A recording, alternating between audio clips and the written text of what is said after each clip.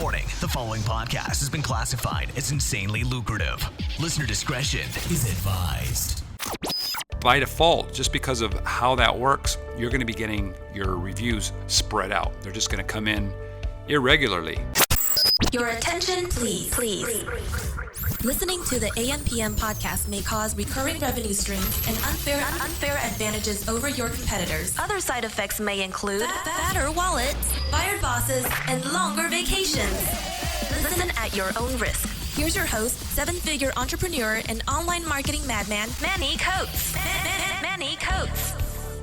Hello, everybody, and welcome to the AM/PM podcast. My name is Manny Coats, and I will be your host.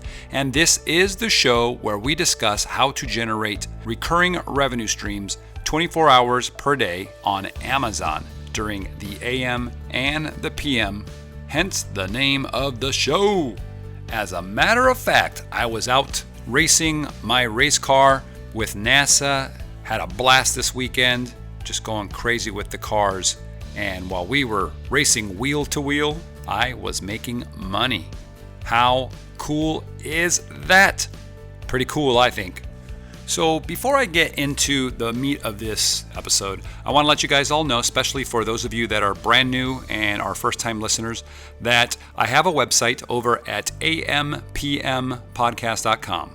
The letter A, the letter M, the letter P, the letter M, podcast.com. ampmpodcast.com. Got that? Head over there and you can listen to all my podcasts. There's the Scribbles tool. There is a link to our private Facebook group, which is awesome. I am in there every day and just communicating with everybody. So check that out. It's pretty cool. I've also started doing a Periscope, and I try to do this daily whenever I get a moment.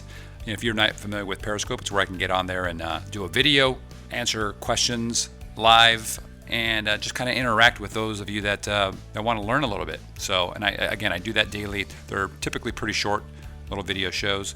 And that's at the ampmpodcast.com site as well. There's a link on a link to my Periscope channel. You can also find it if you install the app on your phone and you launch Periscope and do a search for Manny Coats. You should find me there. You can type Manny Coats. I should be the number one person that pops up. So that said, would appreciate it if you guys came over and visited and said hi. That'd be pretty cool. So, all right, let's get into the episode. I want to talk about launch strategies, or more specifically, the pricing strategy when you're launching your products.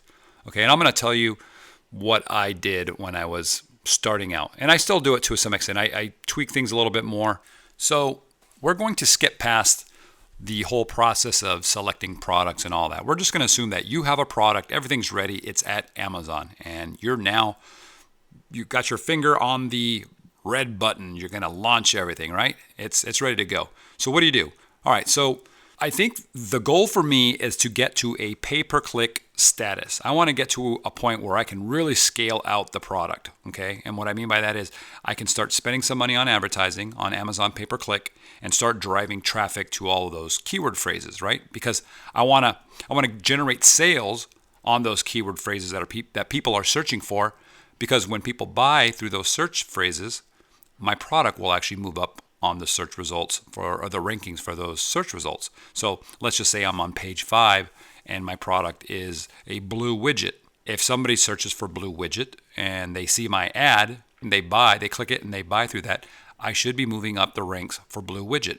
And my goal is if I can get enough sales through that particular key term, eventually I'm on page 1. And hopefully, if I do everything right, I get to the very top of page 1. And then I don't really need to advertise that much at that point. Maybe a little bit just to kind of maintain some velocity if I've got a lot of competition. But otherwise, I can almost stop advertising that product, because when people type in blue widget, I'm there and I'm automatically going to be getting clicks organically, right, for free. So that's the goal. And I try to do that with all my main keywords. Now, to do that, I have to get reviews. Now, why is that important, you might be asking? If you're brand new, it's a great question. If you've been doing this for a while and you don't know this, shame on you. You should know this by now. But really, you've got to get reviews. You have to have social proof that your product is good. So think about this. When someone goes and they're looking for that blue widget and they see, five products that come up, different companies that are selling it. They're all blue widgets. And 4 of them all have 50 reviews each, right? They have 5-star reviews. Let's just assume they're all 5-star. And your product's in there and it has 0 reviews. Doesn't have any rating yet. Do you think anybody's going to want to buy your product? Probably not. I mean, there's the chance that they will, especially if your product looks amazing compared to everybody else's, then you might be able to get away with it. But typically, it's just an uphill battle. You want to make sure that you have some reviews. So, how do you do that? Well, the old way was to get friends and family and try to get them to review your product. If they'd buy the product, it would be verified. If they didn't, it would be an unverified product. I never liked that strategy. I don't like bugging my friends and my family with my products. I'm constantly bringing out new products, so I just don't want to do that. So I think there's just no reason to do it now. There's plenty of review services out there now that you can actually use. And when you use these review services, or if you end up building your own review service, and we'll talk about that in a different, more advanced podcast later, but you can pay to get your products reviewed. So what I would do is I would take my product and I would reduce the price point down to something around, well, if I'm selling my products for $30 to $40 on Amazon, I'm probably going to reduce them down to about $5, maybe a little bit more, depending on the product. If it's closer to $30, probably $5. If it's closer to $40, I might go up to like $7, $8. I'm probably going to be selling it at a price point that is very close to what my purchasing price is for that product from my supplier. It's discounted enough that the reviewers really want to review it because they know they can't find this product anywhere even close to this price point. Okay, so it's super awesome. And I don't have to sell it for 99 cents. And I think that Amazon now has caught on to this kind of thing. If they see products for 99 cents, they know that you're trying to do something there. If it's $5, $7, $8, it doesn't look so weird, right? It's just a heavily discounted product. Maybe you're liquidating or something. So when you're using these review services, the reviewers actually get your product at a discount, and then they leave you a review. And one of the things that everybody's doing now is to try to get around the Amazon terms of service is to basically say at the bottom of their review, this product was received at a discount or for free in exchange for my honest review or my honest, unbiased review. Now, that's what you're going to see on there, but it really doesn't matter, okay? Because most people aren't really going in and reading every single review. And if they see that at the very end, that's okay. Because we just want to get our initial reviews for social proof. We want to get that person to actually click into our product. And if you don't even have any reviews or any 5 stars, when someone does a search and your product comes up, it doesn't matter, right? Nobody's going to click your product. They're not even going to get a chance to see any of your reviews.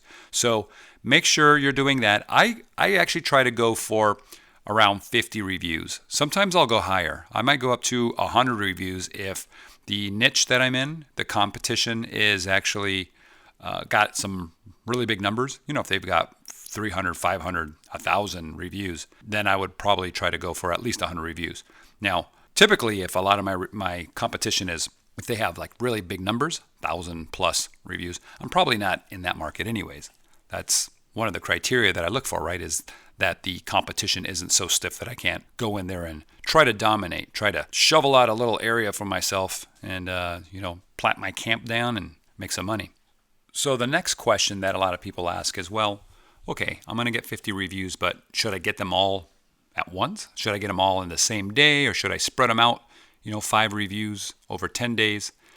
And my answer is, it doesn't really matter, honestly. You don't really have that kind of control typically. When you're using a review service, you're putting your product out there, right? You're going to give away coupon codes for 50 products. Let's just say you're going for 50. And by the way, it's these review services, typically they're not 100% free product to review. And what I mean by that is if you give away 50 units, you're probably lucky to get 80% of the people to actually review. Okay, so you have to factor that attrition in. Okay, so if you want 50 actual reviews, then shoot for 70 or 75 product giveaways. That way you're going to hit at least 50, most likely if you're using a good service. All right. So everybody's going to come in. They're going to grab all of your coupons. Okay, let's just say there's 50 of them. That's a number I was using, right? And now they're going to place the order. Some of them are going to place the order that day. Some of them are going to place it the next day, maybe even several days later, depending on when your coupon expires, right? And then once they get the product, then they have to review it. And some people are going to review it the same day they get it. Other people are going to review it days later, and other people won't review it for weeks. So by default, just because of how that works, you're going to be getting your reviews spread out. They're just going to come in irregularly, I think, for the most part. At least that's what happens to me when I use the services that I use. Okay? Is that making sense? Okay, so now I have my reviews. Okay, I've got 50 solid reviews, 5 stars. Everything looks beautiful. My product, it's nice, ready to go. All right, so what I'm going to do is now I'm going to price my product low. I'm going to try to go in there and I'm going to look at my competitors, my main competitors, the ones that are getting most of the sales. And let's just say if they're selling the product for $29.99, okay, I'm going to find out what my break-even point is, and I'm going to sell at that initially. Okay, so let's just say that my break-even point after all expenses and fees and everything is about $19.99. All right, and I'll actually sell it for $19.99 initially to grab sales really quick and to get my product showing in the search results. Isn't that crazy? But isn't it genius? Think about it. They're selling it for $29.99. I'm selling mine for $19.99. The product looks pretty much, let's say, almost identical in the search results. Okay, the logo, the brand is different. What do you think people are going to buy? They're going to see 2 products, similar price. Both of them have really good reviews, or maybe 3 or 4 of them have really good reviews, and I'm the only one that's priced at that price point. So I'm going to outsell them. I'm going to start grabbing those purchases for those specific keywords. So now guess what happens? I start moving up the ranks for those search terms, right? People are typing in blue widget. Wow, look at all these blue widgets. They're so cool. They're so blue. Now, I think I'm going to buy this one here. Look, it's only $19.99. The other ones are $29. Boom, they start buying. Okay, I start moving up the ranks. But here's the problem. My blue widget initially might not be on page 1. People won't see it.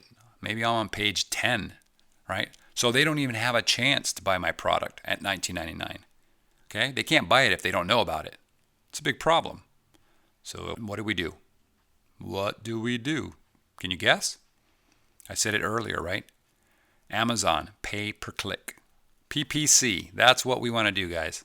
So you're going to go in and you're going to set up your Amazon pay-per-click settings, okay? You're going to use an automatic campaign, and you're going to bid large amounts per click. You want to try to get all that traffic. You want to get your listing up there at the very top of the ads that show, if you can, okay? That's the way to get to page 1, automatically. Amazon gives it to you. Your product listing isn't technically on page 1, but they're going to show your product either above all the other listings, on the side of all the listings, or at the bottom of all the listings. Either way, you're on page 1, people are going to see your product. And now they're going to see a product for a blue widget, even though it says sponsored. Most people don't even see that. But they're going to see a blue widget for $19.99 versus $29.99 for everybody else. Now guess what happens? They buy that product, that blue widget at $19.99. And now guess what happens after that?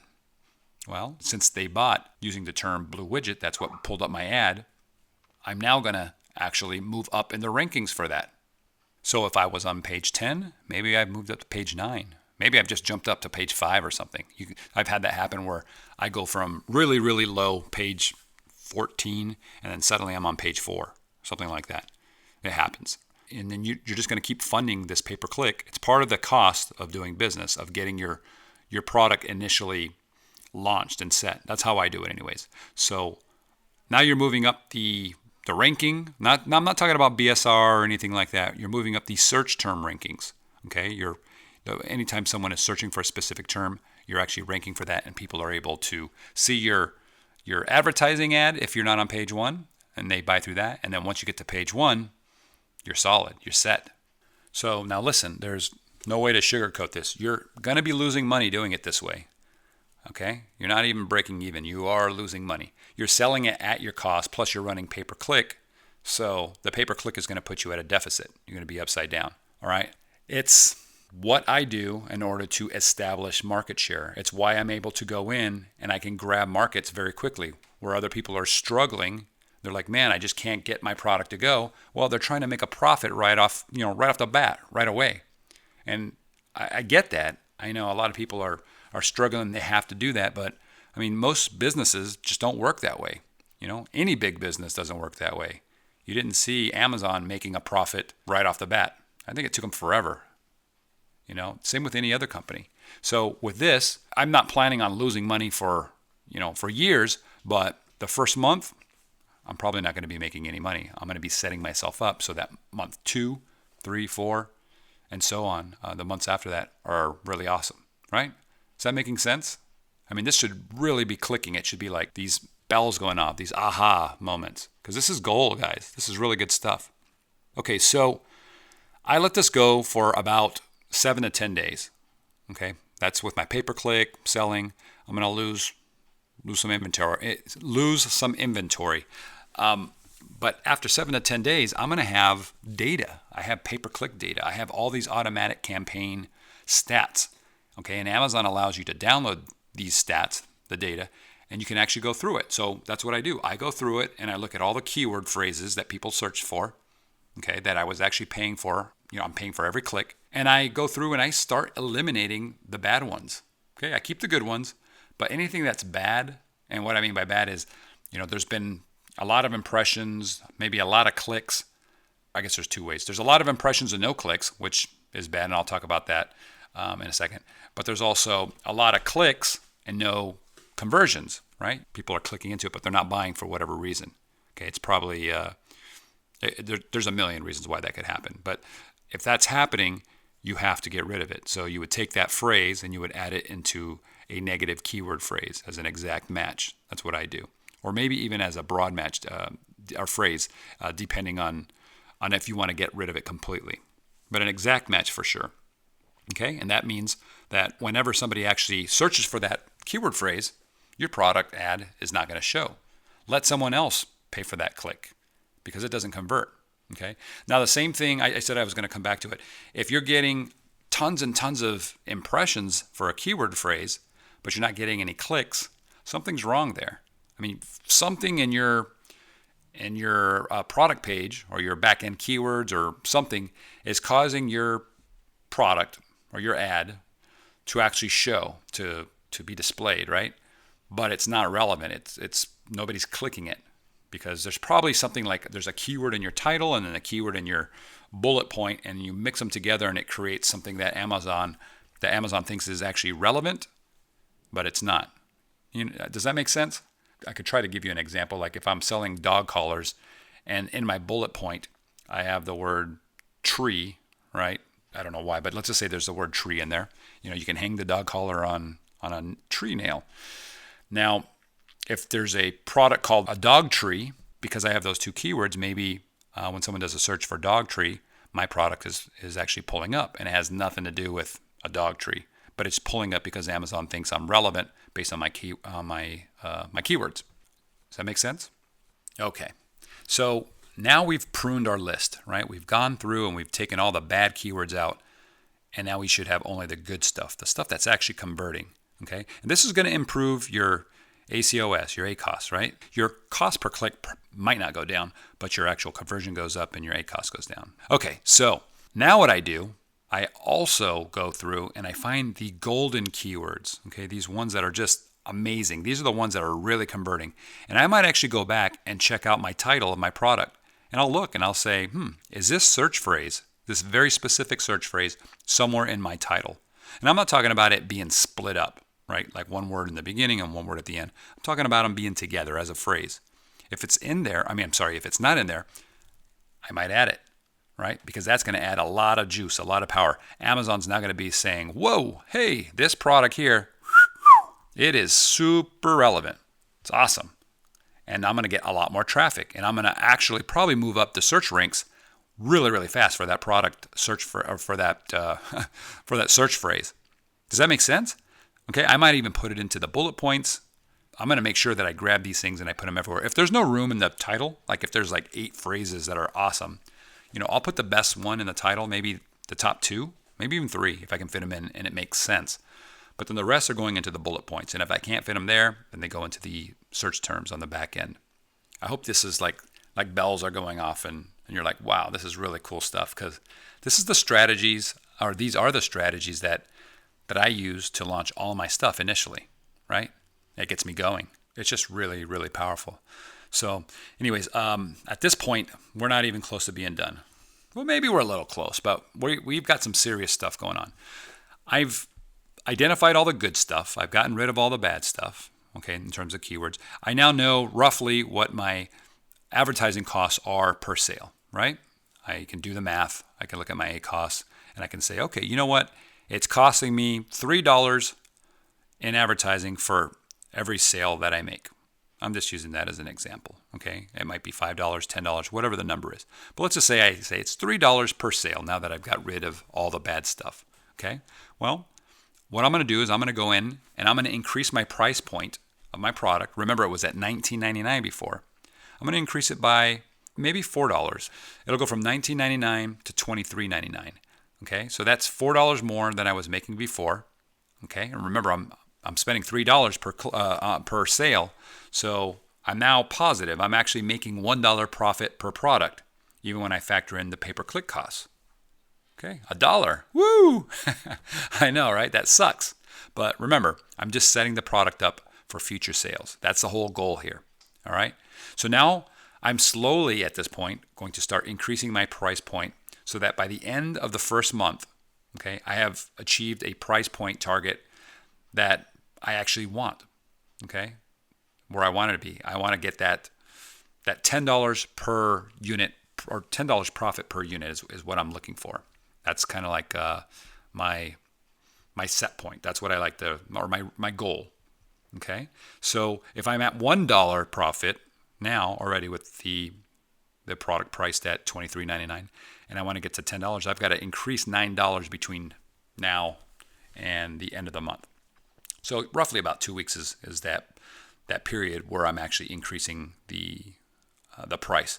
So if I'm outranking my competitors in the primary keywords that I want, then I might stick to the $29.99 product price.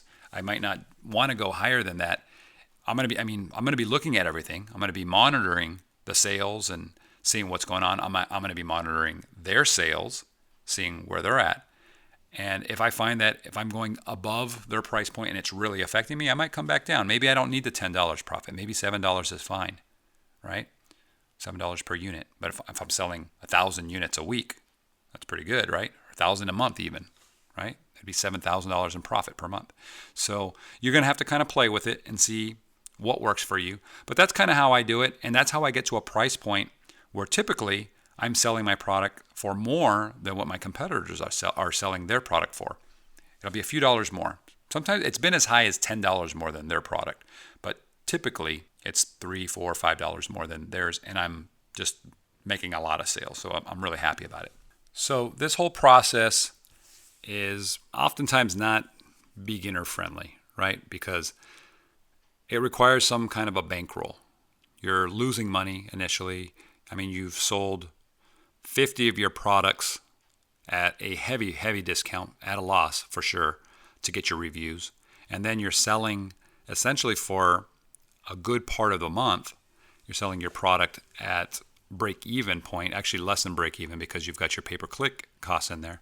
And then you're slowly over the next couple of weeks ramping up the price point to where you're actually profitable. But in the end, by the end of the month, you're going to still probably be in the red. You're going to be upside down a little bit. So, you have to think about this, see if it's for you. It's a great way to set yourself up for really big numbers. I would say it's more of an intermediate strategy, maybe even an advanced strategy, especially when you couple it with some other things that we do. I'm not going to get into that right now. We'll save that for a different time. But this here will get you going really, really nicely, I think. It won't work for everybody, right? You have to really look at your market and see what makes sense, right? I mean, there might be you just can't underprice your guys by too much just because you can't afford it and the margins aren't there. But for those of you that can and you want to follow this, I think it's a fantastic plan. If I had to give a name to it, I'd call it the Manny Coats launch plan. Let's call it that. Why not? I don't know anybody else that does it exactly the way I'm doing it. But yeah, I think it's cool. So that's it, guys. I hope you liked this. If you really liked it, share it. I like to get people over to our Facebook group and get the community going, answering questions and really talking about this and discussing it. Head over there, head up to my website, ampmpodcast.com, and subscribe to the Facebook group from there, and check out the other podcast. And if you really like this, please do go on iTunes and give me a review, a rating. I look at those from time to time, and if I see your name in there, that would be really cool. So that's all I've got for you today. Until next time, guys, take care. Bye-bye. You've been listening to the AM/PM podcast hosted by Manny Coats. For more information, insider tools, and to get the resources mentioned in this episode, visit ampmpodcast.com.